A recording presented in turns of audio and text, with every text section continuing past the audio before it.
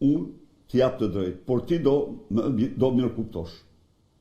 Sepse reforma territoriale është një interes thelbësor qytetar. A e dëgjove diskutantin Gjirokastër se si kanë zhveshur nga çdo lloj shërbimi. Mirë po, mos harro se jemi në fushë ku të gjitha mediat kontrollohen nga qeveria. Po thuaj të gjitha, 90%. Çfarë ndodh? Ndodh që në rast se ne nuk do ishim aty për dalë para jush, për të mbrojtur ju interesat tuaja, do ishin të panumërt ata që do na thoshin se ju munguat, ju nuk ishit, ju gabuat. Dhe ne nuk jemi aty. Unë jam dakord me ty, me atë që thua. Por ama, jam i detyruar të marr për bazë opinionet e gjërat qytetarëve të cilët duan që ne të bëhemi avokat të interesave të tyre. Duan të shohin dhe projektin tonë për sa komuna dhe bashki jemi ne. Dhe që t'jemi të hapur këtu me njëri tjetrin, reforma territoriale është një kërkesë e procesit të integrimit të Shqipërisë në Bashkimin Evropian. Ne jemi të zotur që ne nuk braktisim kërkesat që janë të nevojshme për procesin e integrimit, si kuna dhe reforma zgjedhore, pra.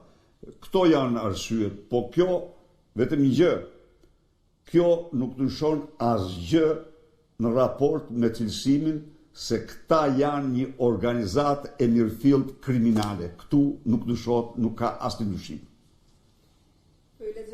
Në fundit, Geraldina Kola, zoti Berisha, kushtetuta obligon Tiranën zyrtare të mbrojë shqiptarët jashtë kufinjve, por ministri i jashtëm Ferit Hoxha i quan idiot. Ku është dallimi mes kësaj deklarate të Hoxhës dhe thirrjeve të maqedonasve që thonë shqiptari i mirë është shqiptari i vdekur? Kjo është një deklaratë kriminale, anti-shqiptare, e turpshme për një gangsteri që ka humbur çdo integritet, që ka humbur çdo element të ndërgjegjës kombëtare dhe te i kalon,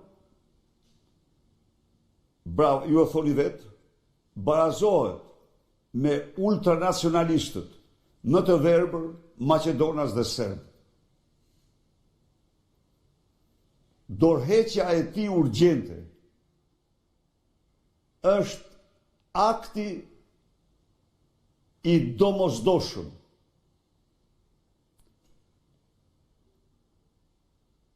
Ky etiketim që u bëri ai dhe përpjekja e turpshme që bëri për ta fshehur, unë e përgëzoj zotin Kliçi, i cili zbuloi një akt të tillë kriminal, një akt të tillë të pashembull. Të quash idiot ti shqiptarët e Maqedonisë se ata nuk mbrojnë Pashiqin, kryeministrin më të mirë të serbëve pas Pashiqit, Edi Ramën, do të thosh që je një tradhtar më i keq se ai. Një gjuhë gangsteri dhe vagabondi, për të cilën ai duhet jap me njëherë dorëheqje. Dhe jo të fshihet së shtanë, ja faktoj Belin Kliçi.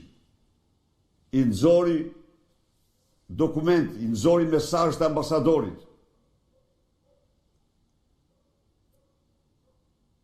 Shikoni se kush e ka, shikoni çfarë gangsteri është në politikën e jashtme të Shqipërisë, drejton politikën e jashtme. Sigurisht vetëm ai mund të zgjidhej nga Edi Rama, nuk mund zgjidhej kush tjetër.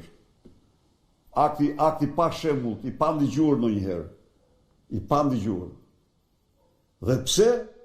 Sepse së mbrojtën Edi Ramën ata. Po si mund të mbrohet Edi Rama, një tradhtar i kombit? Pse e ti lake i ti? E dënueshme, plotësisht. Këto ishin pyetjet? Në koment të fundit? Ju falenderoj shumë për pyetjet që bët, që të gjithëve. Shpresoj keni bërë pyetje shumë thelbësore, shumë të mira. Dhe shpresoj që me përgjigjet e mia të kem sqaruar pyetjet tuaja. Por e mbyll këtë bisedë me ju me thirrjen në të sinqert të ngrihemi fuqishëm në protestën tonë të datës 8 maj. Por para zgjithash, të ngrihemi fuqishëm mbi murin e propagandës së mashtrimit, trillimit, që Edi Rama ka montuar me mafjen e fjalës lirë. Mos harroni, dashur qytetar, se sot kjo mafje 24 orë mbi 24 orë 7 ditë në javë. Fillon dhe mbaron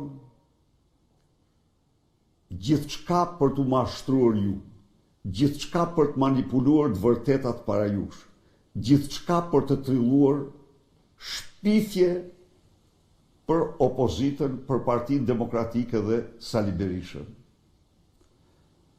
Mos harroni se kjo propagandë është në funksion total të veprimtarisë të vjedhjeve, në mburoj të vjedhjeve, plaçkitjeve të pasurive tuaja, varfrimit tuaj, shkretimit të Shqipërisë. Mos harroni se kjo propagandë është në funksion të plot, të mbulimit, të qëndrimeve të drejta që një numër vendesh antare të Bashkimit Evropian po për të kanë adaptuar ndaj Shqipërisë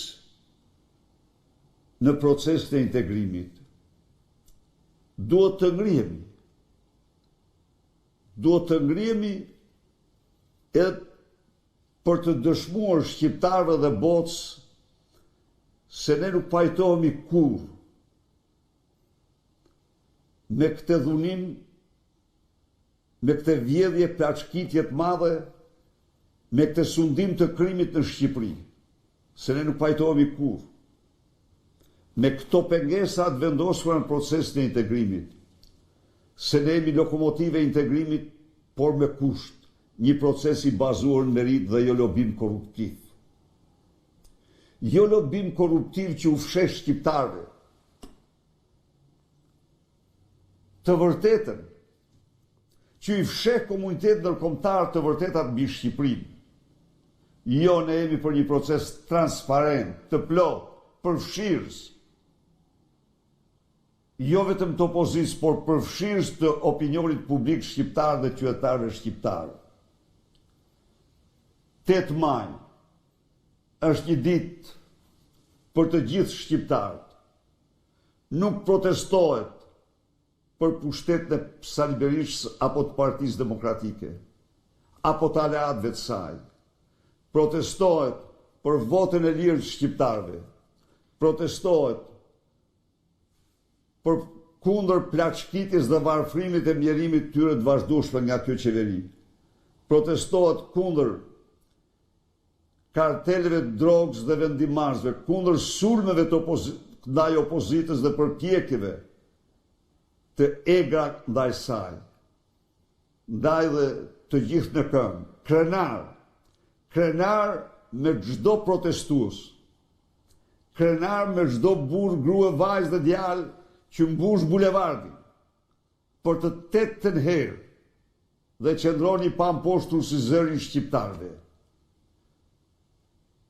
Ju uroj një fundjavë të mbar. Faleminderit.